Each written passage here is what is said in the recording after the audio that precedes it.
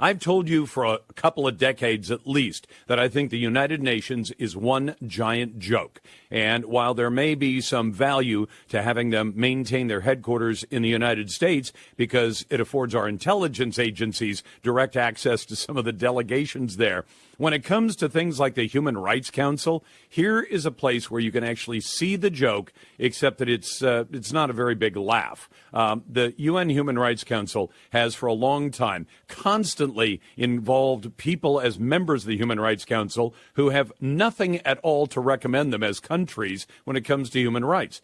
Brett Schaefer joins me now, who's a senior research fellow for international regulatory affairs at the Heritage Foundation. Hey, Brett, welcome back to the program. Hey, thanks for having me on. It's great. Was it a smart move for the United States to say, look, we're going to step away from this because this thing is a joke, especially finding out today that China, Russia, and Cuba have now been included on the Human Rights Council? I almost think they ought to be in something called the Anti-Human Rights Council because those three countries seem to fit that definition better than being on a Human Rights Council. Well, there's no question about that. China, Cuba, Russia, they're among the world's worst abusers of human rights out there. And to think that these countries are the ones that are going to be sitting and passing judgment on the rest of the world's countries just illustrates how the lack of seriousness that other member states in the United Nations take human rights issues just as a principle. The fact that these countries could be elected by the other member states to the UN's most premier human rights body just says that they're not serious about the cause of human rights, and they're perfectly willing to let these human rights abusers advance their agenda in the United Nations on human rights, and to shield themselves and their like-minded countries from scrutiny for their abuses.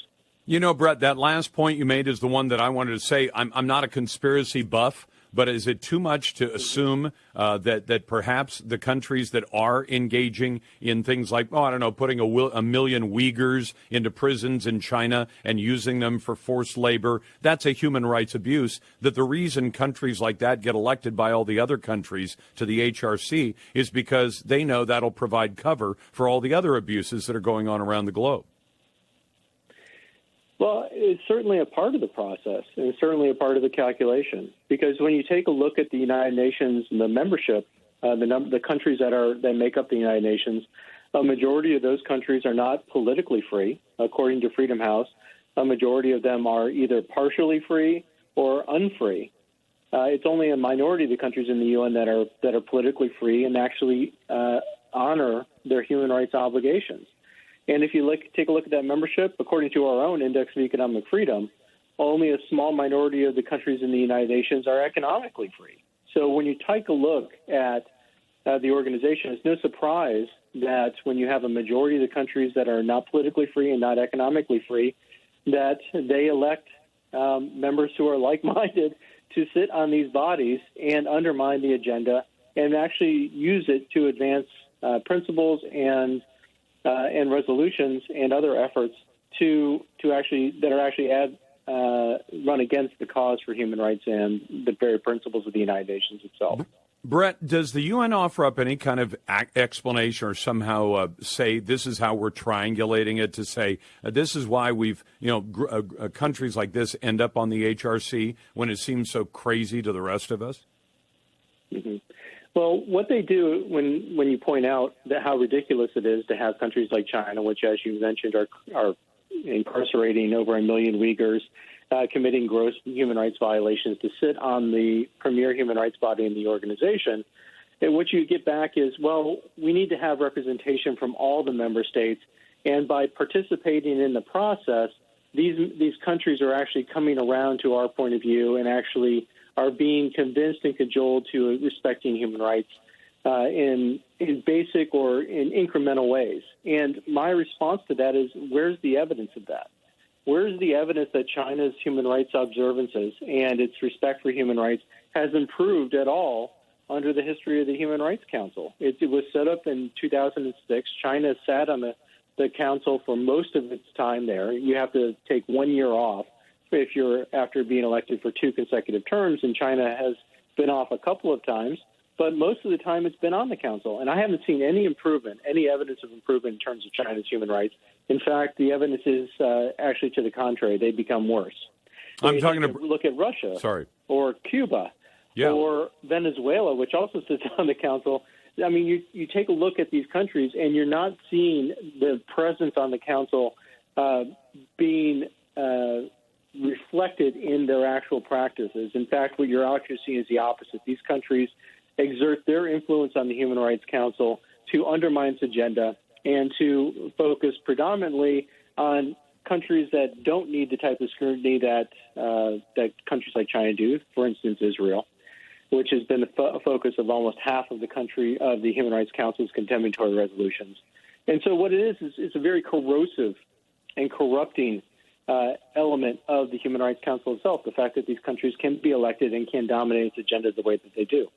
Well, Brett, I was going to get to Israel in a moment because I'm a fan of the country. I don't have any other ties to it other than I've been there a few times, and I've been very impressed with what they have in the way of freedom. I mean, for a country that's surrounded by lawless countries that have for a long time tried to wage war on them, they have an incredible amount of freedom, almost an American level of freedom in that country, both economic freedom and freedom of speech, freedom of representation of the government. All of those things. And yet, how do they justify singling out Israel as the bad guy? And is this really all about the Palestinians?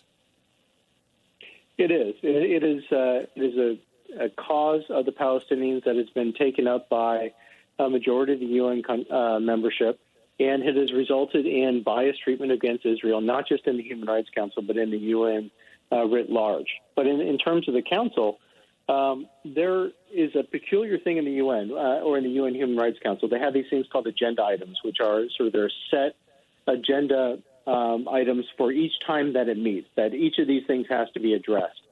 And there are two agenda items for human rights situations. One is agenda item 4 called human rights situations that require the Council's attention. And then there's an agenda item 7 called human rights situation or the human rights situation in Palestine and the other occupied Arab territories.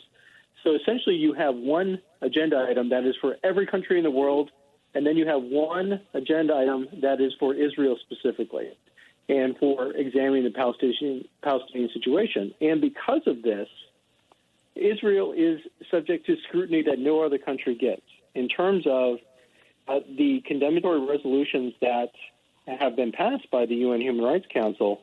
According to UN Watch, which is a great organization that tracks these things in Geneva, Israel was the focus of 90 out of 210 condemnatory resolutions as of this past August. So of all the situations around the world that deserve the attention of the Human Rights Council, Israel has been the subject of 43% of the condemnatory resolutions. And you know which country has never been condemned? China. Which one? China. Of course not. Of course not. So this is a situation where it's not just that the council is focused on Israel in a disproportionate way. The council is also failing to address serious and very terrible human rights atrocities around the world because of politics. And this is where the Human Rights Council really falls short. It should be, as I said, the premier human rights body in the organization. It should be focused on, in an unbiased, equal, even-handed way, all the human rights situations around the world. And instead, politics leaks into this in a very destructive way. And it undermines the cause of human rights, and it undermines the reputation of this body in a very fundamental way, which is why the United States left in 2018. Yeah, and I think that was a smart move. Brett Schaefer is a senior research fellow for international regulatory affairs at Heritage. Brett, thanks very much for the time.